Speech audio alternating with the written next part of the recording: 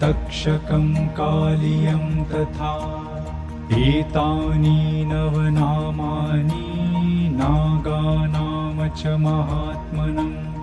सायंकाले पठे नित्यं प्रातःकाले विशेषतः तस्य विषभयं नास्ति सर्वत्र विजयी भवेत्। अनन्तं वासुकिं शेषं पद्मनाभं च कम्बलं शङ्खपालधृतराष्ट्रं च तक्षकं कालियं तथा एतानि नवनामानि नागानां च महात्मनं सायंकाले पठे नित्यं प्रातःकाले विशेषतः तस्य